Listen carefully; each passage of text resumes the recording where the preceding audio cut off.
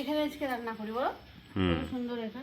আর দেখো এখানে আমি হচ্ছে গিয়ে সোয়াবিন সেদ্ধ করা হয়ে গেছে আমার কমপ্লিট। তো সোয়াবিনের আজকে তরকারি করব। তো তার জন্য সোয়াবিন এখানে সেদ্ধ হয়ে গেছে, সেদ্ধটা খুব সুন্দর করে নিয়ে দিচ্ছি। আর এখানে আলু সেদ্ধ হয়ে গেছে গাইস। তো এ হচ্ছে কি আজকে আমার দুপুরে রান্না হবে, যে সোয়াবিনের তরকারি হবে আর ডিম, মানে এগ ভাজা আর কি, ডিম ভাজা আর কি, অমলেট ডিমের। তো চলো গরমে ভাবলাম যে একটু মানে সোয়াবিন দিয়ে ডিমের ঝোল করব। কালকেও আমাদের ডিম খাওয়া হয়েছে, তার জন্য আজকে আর ভাবলাম যে না, ঝোল করে লাভ নেই, আজকে একটু ডিমটা ভাজবো পেঁয়াজ টেঁয়াজ দিয়ে, ভালো লাগে খেতে।